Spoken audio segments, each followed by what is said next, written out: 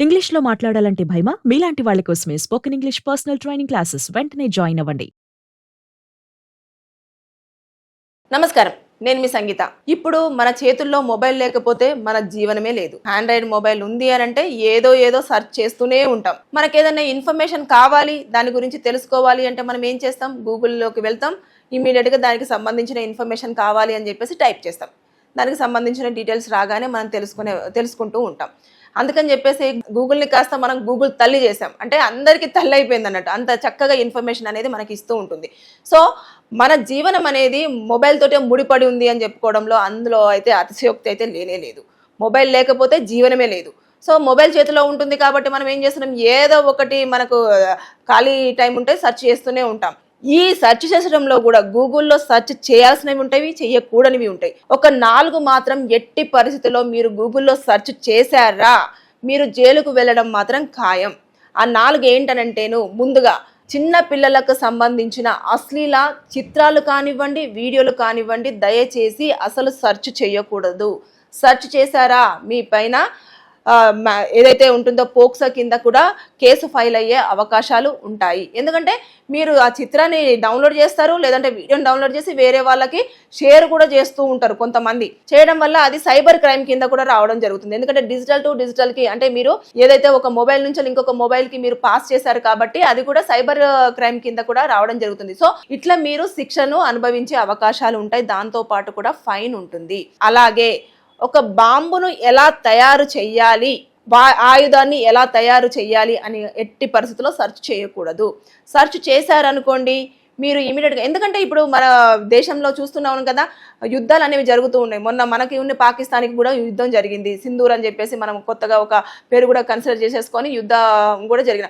అంటే బాంబులు ఎందుకు తయారు చేస్తున్నారు, ఆయుధాలు ఎందుకు సెర్చ్ చేయాలని చెప్పేసి తయారు చేయాలని సెర్చ్ చేస్తున్నారని చెప్పేసి వాళ్ళు చేస్తారు. వెనకాల నుంచి కొన్ని నిఘా వర్గాలు ఉంటాయి. ఎప్పుడైతే మనం ఇలాంటి వాటి గురించి సెర్చ్ చేస్తూ ఉంటామో వాళ్ళకు ఒక ఇండికేషన్ వెళ్తూ ఉంది. వెళ్ళగానే ఇమీడియట్గా అరే ఇది ఎక్కడ సెర్చ్ చేశారు, ఎవరు సెర్చ్ చేశారు, ఎందుకు సెర్చ్ చేశారని చెప్పేసి వారు ఆ ఐపీ నెంబర్ను పట్టుకొని మనం ఉంటున్న అడ్రస్కి వచ్చి మనల్ని అరెస్ట్ చేయడం అనేది జరుగుతుంది. ఇమీడియట్గా మీరు ఇంకా జైలు పాలే. ఎందుకు సెర్చ్ చేశారన్నది సెకండరీ.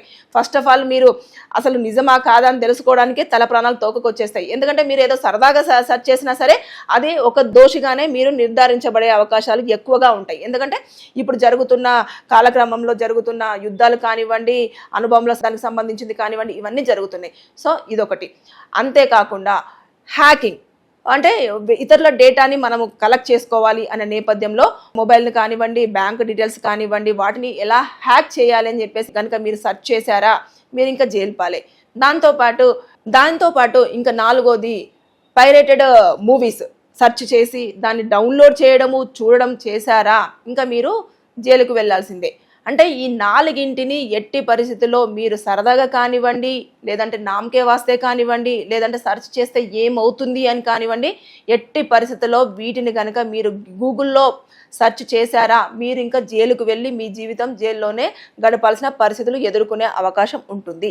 సో దయచేసి ఈ 4ంటిని ఎట్టి పరిస్థితుల్లో మీరు అవాయిడ్ చేయండి. సెర్చ్ చేసే ప్రయత్నం అయితే చెయ్యొద్దు.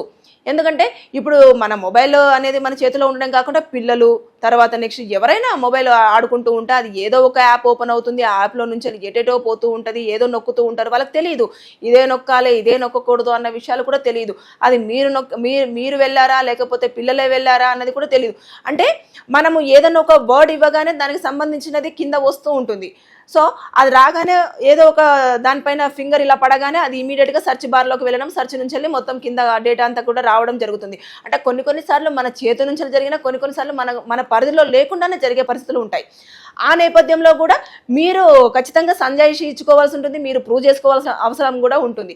కాబట్టి దయచేసి ఈ 4ంటిని మాత్రం ఎట్టి పరిస్థితుల్లో మీ మొబైల్లో సెర్చ్ చేయకూడదు. ఒకవేళ ఎవరైనా సెర్చ్ చేస్తున్నట్టు తెలిసినా కూడా కాస్త వాళ్ళని అలర్ట్ చేయాల్సిన బాధ్యత ఒక పౌరుడిగా మీ మీద ఉంది.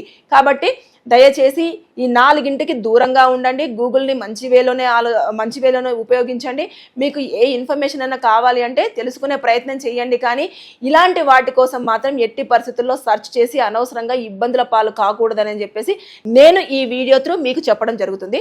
సో నేను మళ్ళీ ఒక్కసారి మీకు రిమైండ్ చేస్తున్నాను. గూగుల్లో ఒక 4ంటిని కనుక మీరు ఎట్టి పరిస్థితుల్లో సెర్చ్ చేయొద్దు అనేది నేను మరీ చెప్పడం జరుగుతుంది. మీరు సెర్చ్ చేశారంటే జైలుకు వెళ్లాల్సిన పరిస్థితే. కాబట్టి ఆ 4 ఏంటనేది మళ్ళీ ఒక్కసారి నేను మీకు రిమైండ్ చేస్తున్నాను. ఒకటి వచ్చేసి బాంబులను ఎలా తయారు చేయాలి, ఆయుధాలను ఎలా తయారు చేయాలి అనే దాన్ని సెర్చ్ చేయొద్దు. తర్వాత చిన్న పిల్లలకు సంబంధించిన అశ్లీల వీడియోలు కానివ్వండి, చిత్రాలు కానివ్వండి సెర్చ్ చేయకూడదు. మూడోది వచ్చేసి హ్యాకింగ్, అంటే ఒకరికి సంబంధించిన డేటాను మనం ఎలా కలెక్ట్ చేయాలి, వారి పాస్వర్డ్ కానివ్వండి, వారి బ్యాంక్ డీటెయిల్స్ కానివ్వండి, వారి మొబైల్లో ఉన్న డేటా కానివ్వండి ఎలా మనకు తీసుకోవాలి అని చెప్పేసి దాని మీద సెర్చ్ చేయకూడదు. ఇంకా నాలుగవది వచ్చేసి ఏదైతే పైరేటెడ్ మూవీస్ ఉంటాయో వాటిని సెర్చ్ చేయకూడదు, వాటిని డౌన్లోడ్ చేయకూడదు, వాటికి సంబంధించిన లింక్స్ని కూడా ఎవరికి పంపించకూడదు. ఇవి కనుక చేశారు అంటే మీరు జైలు పాలవడం ఖాయం. సో తస్మత్ జాగ్రత్త. ఎట్టి పరిస్థితుల్లో మీరు ఎప్పటికప్పుడు అవేర్ అవ్వండి. ఎప్పుడు కూడా ఏమేమి సెర్చ్ చేయాలి, ఏమేమి సెర్చ్ చేయకూడదు అనేది మీరు తెలుసుకుంటూనే ఉండండి. మీరు సరదాగా కానివ్వండి, పొరపాటున కానివ్వండి ఇవి సెర్చ్ చేశారా అనవసరంగా ఇబ్బంది పడే అవకాశం ఉంటుంది. సో జాగ్రత్త.